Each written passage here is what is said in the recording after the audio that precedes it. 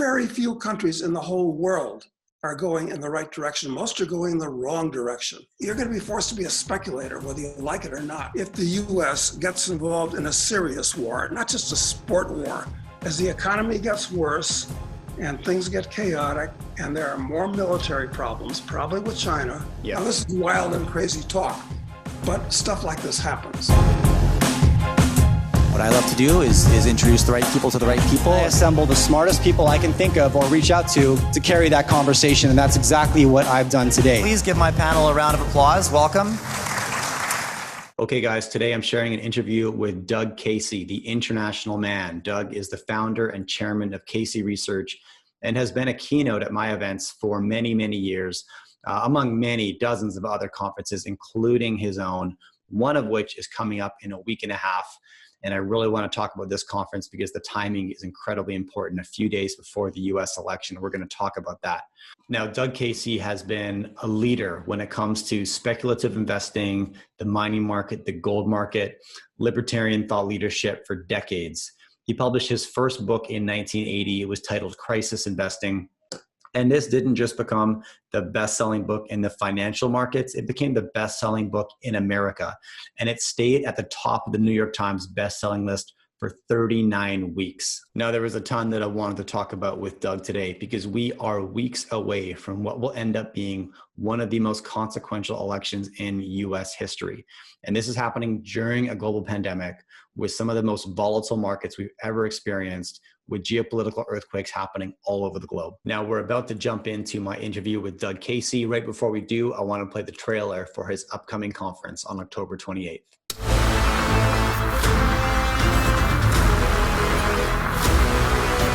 Will you commit to making sure that there is a peaceful transferal of power after the election? Well, we're going to have to see what happens.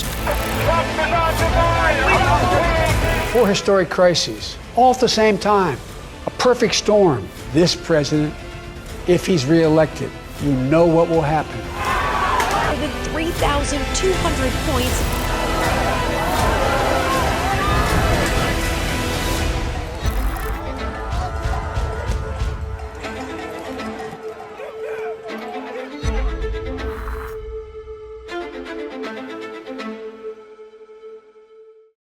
Now, if you want to register to attend this event, there's a link right beneath this video to do so.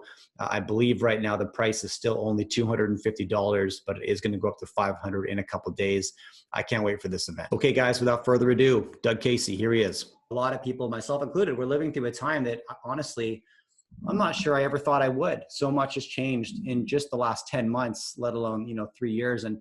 And you're somebody who's been writing and speaking about much of what is unfolding right now for a long time on both my stage and many others. When a country is as culturally divided as the US is now, it's irreconcilable. And I've said I think I might have been one of the first to mention the possibility of an actual civil war. And the only reason a civil war won't happen is because half of Americans are on psychoactive drugs, and half of them are too fat to get out in the street and fight, and the other half are sitting in their mother's basement playing video games all day. I know that adds up to 150%. But the fact is, it's very serious.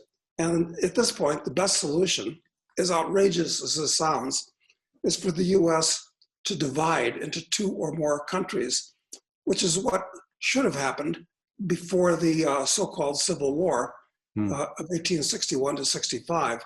But that was really a war of secession, not a civil war. Civil war is one where the 2 groups are fighting for control of the same government and the same geographical area. And that can be ugly. It's much better if they just separate. Anyway, right. That's kind of an introduction to all kinds of different subjects we could talk about from here.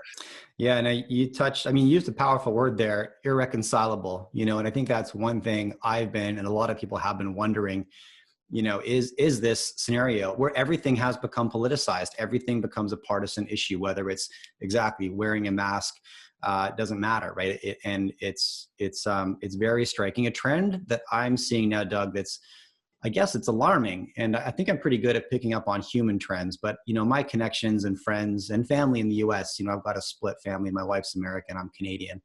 I'm seeing people relocate their principal residence based on political affiliation, meaning they're moving from, say, Portland to a more conservative state so they can be surrounded by people more politically aligned with them. That's a big move. That's a really big move to pick up you got a family, you got kids, you got a career, you change your principal residence to surround yourself. It really speaks to what you're saying about this irreconcilable divide. So, are you seeing that, or is that just me? No, it's happening everywhere. Like at the moment, I'm in Aspen, Colorado, which is where I've spent my northern summers for many, many years. And actually, Aspen is not the same town that it was this time last year at all. It's been inundated by all kinds of people, rich people, I've got to say, from New York and LA and other major areas. And Aspen's always been kind of a people's republic. But what's going on right now has politicized the place even more. In this town, which would be a great place to go ordinarily to hide from the big cities. But if you're seen wearing a MAGA hat walking down the streets, you might be physically attacked. It's a very liberal town. I don't wear hats of that nature. But this is happening everywhere. In fact, I just left from Uruguay to come up here, and the same thing is happening. There are about 20 to 30,000 wealthy Argentines that are right now applying for permanent residence visas in Uruguay for the same reasons, because they're trying to get away from the ultra-leftist government in Argentina at this point. It's happening everywhere. I mean, the battle lines are being formed. They really are. It's an explosive, it's a dangerous situation. So let's jump into that a little bit, because there's a few steps that people can take. Yeah, you've relocated to Uruguay. Let's say that's not an option, right? And let's walk down that worst case scenario a little bit, Doug. What can people do if we're looking at some style of a modern civil war in the US? Any precautionary steps that you recommend people take today? Well, for years, and you touched on it just now, Jay, I've told people that as great as the financial risks and the economic risks are, and they're huge, your biggest risk is political. But how can you solve a political risk? Well, you've got to change your location, frankly. That's all you can do. Now, it's best, if you're in a financial position to do so, to pick a different country where you can have a crib, where you can wait things out when they get nasty. Okay, if you can't do that, then at least pick an area of the country where you are, where the values correspond more closely to your own. And here in the United States, that would be in cities like, states like Wyoming, Idaho, Montana, places in flyover country. Yeah, all quite rural areas that you're mentioning. As a general rule, that's right. And even Colorado is not bad once you get outside of the People's Republics of Aspen, Boulder, and Denver. Okay. But then the state makes a lot of important laws, so you'll be very annoyed by all these things. But what are you going to do if Harris and Biden, and I say Harris first because it's really going to be a regency if she's elected, because Biden is, I'd say he's clearly non compos mentis. In fact, I wonder what's going on in the minds of the people in the Democratic National Commission that they're allowing him to run, because a lot of decent, normally Democratic voters will say, I can't vote for this guy. Maybe they're not going to vote Republican, they just won't vote because he's just so goofy. Now, forget about the ultra-leftists that are pulling his strings. Look, one thing that they're going to do if Biden is elected, or Harris is elected, is they're going to make a major push to actually illegalize or make it impossible to own guns. And once you get into flyover country, among other places, people are just not going to put up for it. That may be the line in the sand, in addition to all the other things they want to do, raising taxes. And This is very, very serious. And this is all going to happen during the Greater Depression, something that I've been talking about for years. And I call it the Greater Depression because it's going to be much more serious and much longer lasting and much different than the unpleasantness of 1929 to 1946. So this is a real witch's brew we're looking at. Okay, now we're going to jump into that too. I want to just touch on a couple of things you said. It resonates. A couple of years ago, I moved out of downtown Vancouver with my family. I had 2 young kids at that point, and we got out of the city just because I didn't want to be surrounded against so much potential chaos, and I just wanted a slower pace of life, smaller community, bit more freedom, psychologically, all that stuff. We just had our 3rd little boy 48 hours ago. And yeah, I'm super happy that we're not in the city during all of this. But actually, Doug, I'm looking further now. My business is run 100% remote. I don't need to be in Canada. And so my wife and I now are looking at what's the next step, right? A couple of years ago, we got out of the urban center into more of a rural area. We love it here. But I'm now more fearful of the tax implications that I'm going to be staring in the face over the next decade, right? The massive stimulus packages, the subsidies. As a small business owner, it sounds great on the surface, but someone's got to pick up that bill, or at least the consequences of it, whatever that looks like. And I don't really want to be here to face that. So, you moved to Uruguay. What are some countries or safe haven locations, Doug, that people could look at today? Why did you choose Uruguay? Well, I originally chose Argentina because when we built a fantastic 5-star development down there 10 years ago, it looked like the Argentines had finally had enough of socialism and welfarism and Peronism and general stupidity. But we were wrong, and things got worse under the current Fernandez-Kirchner regime. So I've come across, at least for the time being, across the river to Uruguay, which is, I would say, the mellowest country in South America at this point. They have the current president is surprisingly, shockingly, libertarian leaning, and the place is moving kind of in the right direction, even though, believe it or not, Uruguay was one of the oldest welfare states in the world, along with Sweden and New Zealand. Right. But anyway, it's going kind of in the right direction right now, but very few countries in the whole world are going in the right direction. Most are going in the wrong direction.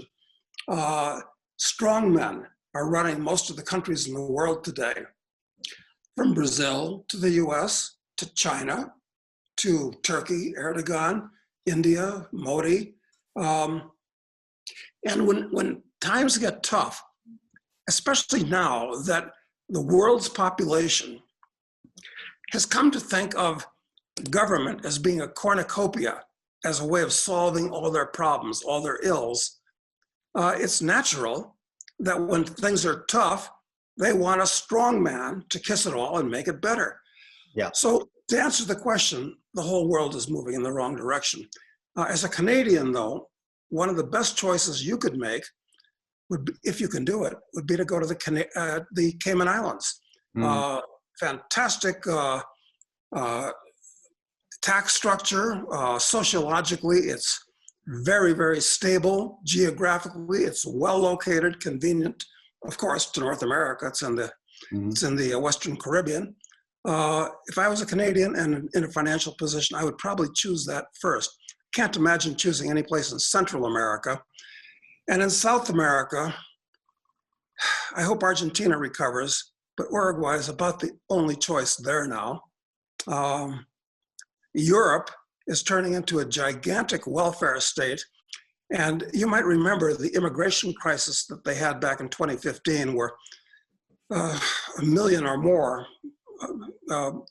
migrants came in from the Middle East and Africa. Well, that's going to happen again. And Europe, I used to think it was going to turn into a petting zoo for the Chinese. Actually, it's going to be inundated with 50 million young Africans from south of the Sahara. If I was a young Nigerian, I'd want to get to Europe any way I could, and they will. So I make a joke sometimes, very politically incorrect joke. Hope you don't mind my doing that here. Go for it. Well, I say there's nothing wrong with Canada that 50 million Nigerian migrants can't cure, and that might happen to you. So it'll change the culture of Canada unrecognizably. Yeah. So where are you going to go? Look, I think the whole world is breaking down politically, and most of these nation states are going to fall apart. I mean, Quebec really should separate from Canada, in my opinion. Always should have, frankly. And this is true of every country in Africa. Is completely artificial and should be divided. Most of those in South America, Central Asia should. China itself, I suspect, is going to break up into 4 or 5 sub-countries in the future. This is really serious, what's going on. But the good news is I think people are going to reorganize themselves according to what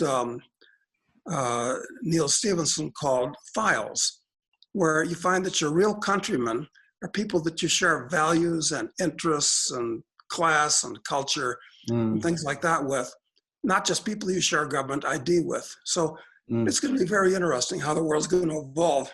Oh, man, that's such a great point. What you just said there, you know, your countrymen are those who you share values, ideas with, not that which you share a passport with. And I've always felt that way. I don't know, you know, I've never been a very patriotic. I'm very fortunate and blessed and feel lucky to have grown up in Canada, you know, a safe, affluent, relatively predictable country. And I've been the benefactor. Yeah, when it comes to issues like immigration, I've never really had a stance, Doug. I always felt like, yeah, I didn't draw those lines, that no one consulted me. I don't feel any sort of control or ownership. We should move freely as we want to. Now, I agree completely. But the problem with migrants and immigrants all over the world today is the large numbers of them are drawn. It's not like the immigrants from the 19th century who are opportunity seekers and self-supporting from the time that they first hit the new country. Right. They were an actual benefit. The new people are attracted to countries that give them the sweetest deal, the most benefits, the most welfare, the softest life. The whole dynamic of immigration has changed. Right. And that's maybe a symptom of the way governments have changed, right? To more of that nanny state. I mean, it's an appealing proposition, right? Come on over, free income, you know, it's. Exactly. So you wind up drawing exactly the wrong kind of person who's looking for that stuff. Right. Meanwhile, people like, well, myself and yourself are looking for countries where we can get away from that. But it's hard to find countries like that now because, you know, the chimera of democracy has corrupted the whole world, where people think they can vote themselves a free lunch. Yeah, now it is hard to find countries like that. And, you know, islands like the Caymans, expensive to move there and live there. How, Doug, if you're not able to make that relocation, right? You mentioned probably stay away from Central America, but let's say you want to go to Central America for the cheaper cost of living. How can you generate as much personal sovereignty and security with your wealth? What asset classes? I mean, gold, Bitcoin are the obvious ones, but how are you making yourself as sovereign an individual as possible? Oh, let me make an exception to Central America. Panama is an interesting situs in a number of different ways. I've had the advantage of traveling to about 160 countries around the world and living in 10 and spending a lot of time in a lot of others. So it's something I've looked at. But you're talking about, well, what should you do financially to... Yeah, if you want to make yourself as untouchable as possible, so you could live in a socialist country, cheap country, unstable country, but you've got your wealth in asset classes that you feel are relatively secure. Yeah, right. Okay, so where do you go right now? Okay, bonds. Bonds are the biggest market in the world, probably. Well, unless you consider real estate a market, we can talk about that in a minute. But you can't buy bonds today with interest rates close to zero. Bonds today are what you'd call return-free risk, huge risk. They're a triple threat to your capital. You've got the currency risk because all the world's currencies are turning into toilet paper. You got the interest rate risk. Interest rates at some point are not just going to go up, they're going to go way up, way past the levels they hit in the early 1980s, which you'll recall was 15 to 20%. So that'll devastate bonds. And you've got the default risk. The world is head over heels in debt. So there's going to be a lot of defaults. So if you have a bond, sell it tomorrow morning. Forget about bonds. Real estate.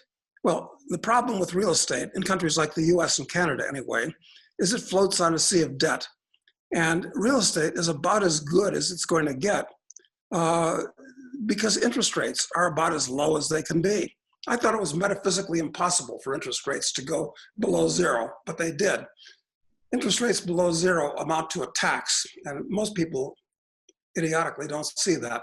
But anyway, so yes, real estate prices could get higher in nice little towns that are culturally conservative and away from the big cities. But those are anomalies. The real estate markets in general, well, I think the bubble in Vancouver real estate is broken already, hasn't it? It is. Yeah, it looks to be. I think so. And the bubble in New York and London is broken too, and San Francisco, obviously. I think the real estate bubble all over the world is breaking, and that's happening for several reasons. Number one is interest rates in the future. I don't know when, but they're going to go up, and that's going to drive another nail in its coffin. But real estate is something that is perceived to be owned by rich people, so the governments like to tax it for that reason. And it's obvious wealth that you can't hide. You can't hide real estate ownership. So real estate taxes are going to go up. So look, it's nice to have a crib that's yours and you can hang out in, but as an asset, the great real estate bull market that started after World War II, I think it's over, period. Mm-hmm. So where are you going to go? Stock market? Stock market is in a bubble. Bonds are in a hyper bubble. These governments are creating trillions of new currency units, and it's all flown into the financial markets. It's how the rich have gotten a lot richer, and it hasn't helped the poor, which is creating a sociological time bomb throughout the Western world. But so I'm not interested in the stock market. I'm afraid, look, I've been a gold bull a lot of the time and a gold bug the whole time, because gold is the only financial asset that's not simultaneously somebody else's liability. But the gold stocks are completely overlooked by hedge fund managers, wealth managers, mutual funds. Very few people own them. People have been trained to hate gold, not understand it. They listen to Warren Buffett say it's a pet rock and all the rest of this thing. It's ridiculous, it's nonsense. So they don't own gold, don't understand the mining industry. And right now, gold mining stocks relative to the price of gold, and gold is going up further, are about the cheapest they've been, well, ever. At least in the 50 years I've watched them. So that's where you go. The next bubble. Well, what you want to do in a speculative environment, and that's what we're involved in right now. You can't invest anymore. Forget the idea of investing. Planting a seed and having the seed turn into a corn plant with many seeds. The environment is too unstable, too volatile to do that. You're going to be forced to be a speculator, whether you like it or not. Interesting. And right now, the cheapest things to be in are commodities in general. We can talk about that as a whole separate subject, all the commodities, but gold in particular, and gold mining stocks. There's going to be a bubble in these things, and the whole market's going to go 10 to 1, and some stocks are going to go 100 to 1. And in the past, I've been involved in stocks that went 1,000 to 1, not over the course of a lifetime, over the course of 3 or 4 years. It'll happen again. Yeah. Now, this is wild and crazy talk, but stuff like this happens, and we're on the cusp of exactly that. So that's where you ought to be. Yeah. Yeah. You know what? A lot of my audience understands that. We've got a pretty intelligent resource investor audience. Not everybody, we put out a lot of content in the tech space, and so not everybody has experience in the gold sector, but yeah, that's where you find that torque, and that torque is very real when you get down into the exploration game. buy physical, hold it, look at the gold miners, the producing companies, but it's that speculation class where you really get that torque and the high risk. It doesn't come without that. But okay, now, Doug, I want to touch on something. We're going to switch gears here a little bit because we were at a dinner maybe 2 or 3 years ago. I think it was in San Francisco, and you posed a question to the table, or maybe it was a prediction, and you said the next elected president of the US, and I think Trump had just been elected, was going to be an Army general. And you said this is the only person the US population will trust. And I completely agreed. And still to this day, I'm kind of racking my brain thinking, why hasn't this individual stepped forward? And so I actually think you made a bet with someone at the table about whether or not this would occur. And if not, they got to create a character for your next book. And I want to talk about your books in a minute here. But why, Doug? Why haven't we seen anybody from the service step up and raise their hand politically? Well, I think you're going to, because the American generals are actually political movers and shakers. They're not like lower grade officers or enlisted men. Generals are political operatives. They really all are. And they're dropping their masks now and showing their true colors. And especially if the US gets involved in a serious war, not just a sport war, like we've been involved in Iraq and Afghanistan, but I'm talking about a real war with big game like China or even Iran. I think the American public will, especially considering the buffoonish nature of many things that Trump does and everything that Biden does. Yeah, they're going to be ready for a general because there are military, and I made a bet with Marin Katusa, you might recall, before the election in 2016, that a money bet, which is the only kind that counts, that Trump was going to win. And this time, I don't think that's the case. I think that Harris and Biden are going to win.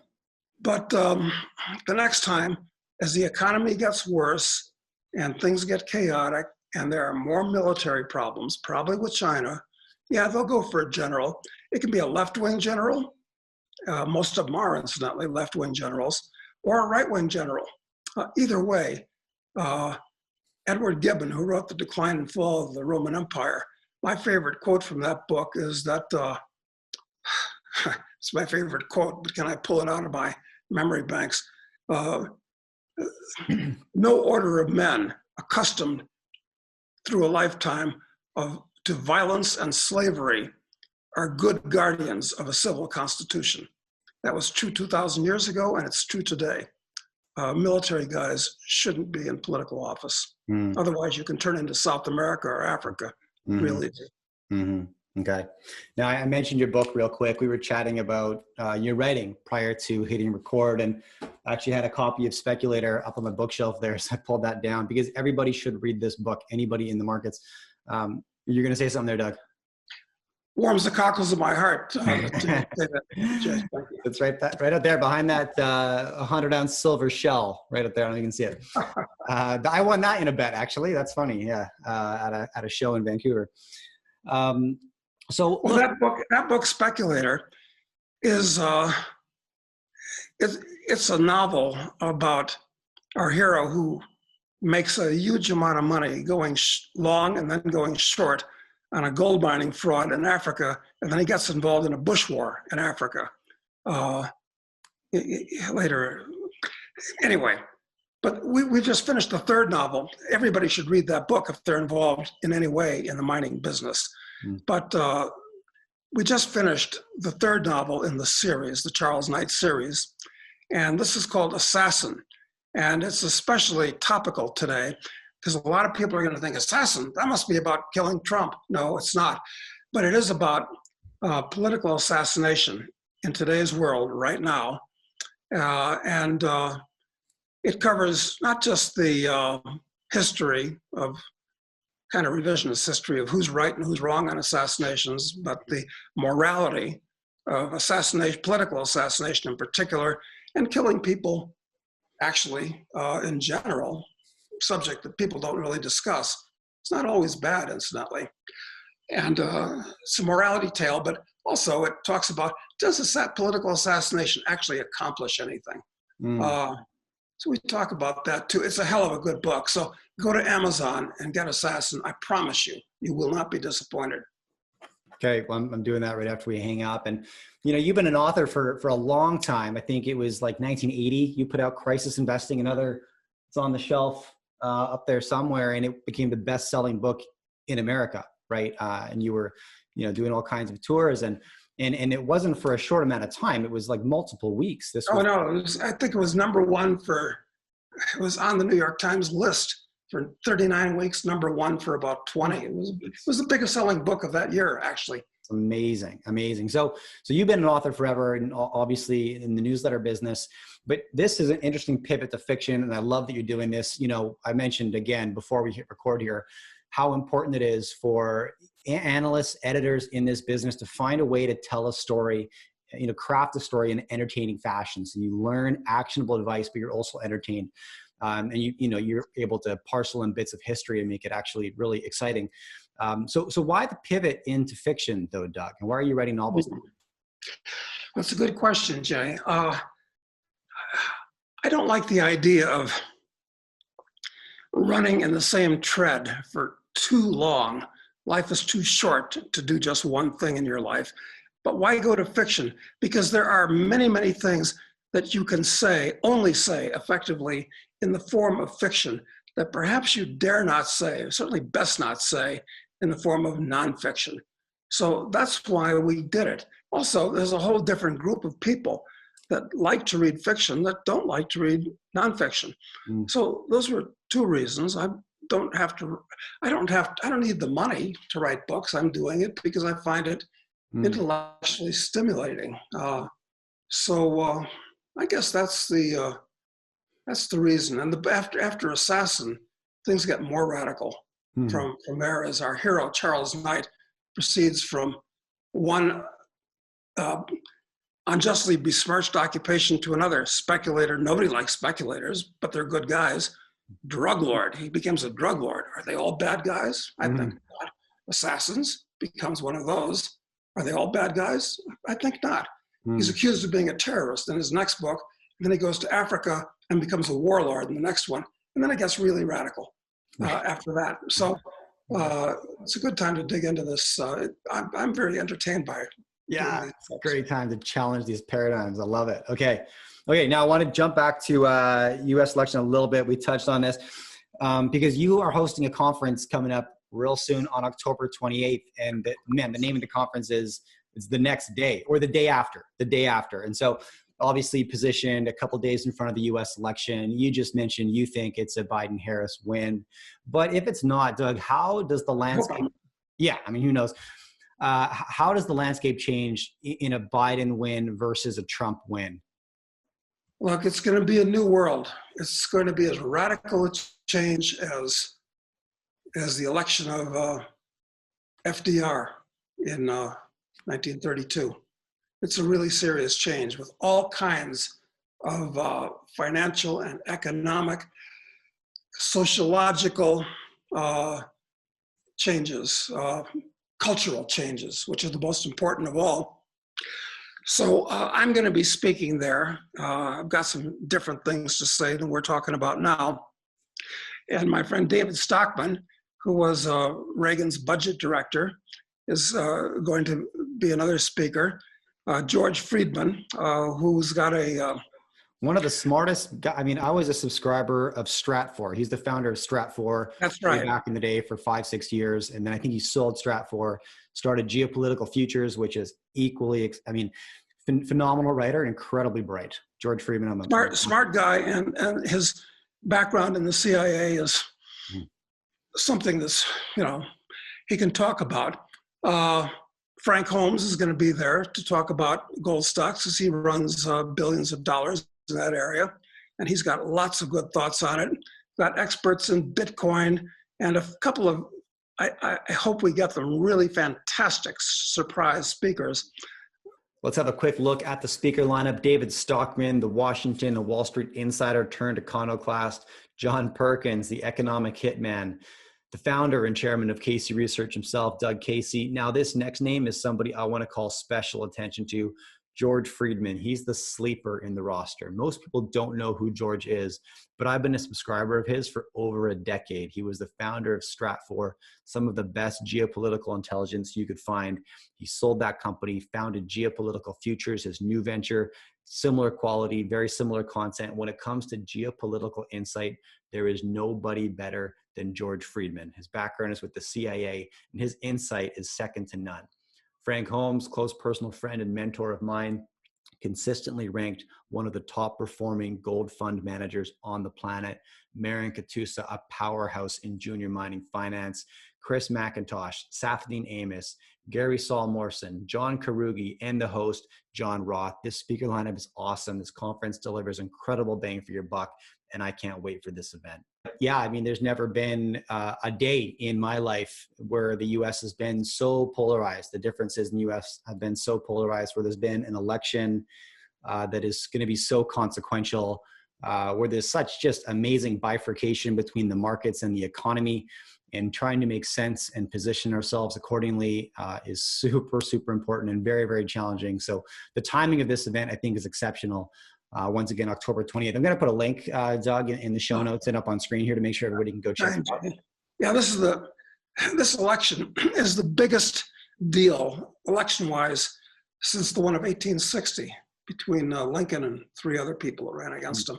So yeah, that's why we timed it for the 28th, just before the election. Okay. Look, it's been awesome catching up with you. This has been a great conversation, Doug. I know my audience is going to really appreciate it. And I can't wait for the event the day after on October 28th. The day after is the name of the conference. There's a link right beneath this here. Head to Amazon, pick up a copy of Assassin. And if you haven't read Speculator or Drug Lord, read those two. Yeah, it's great. It's great stuff for sure.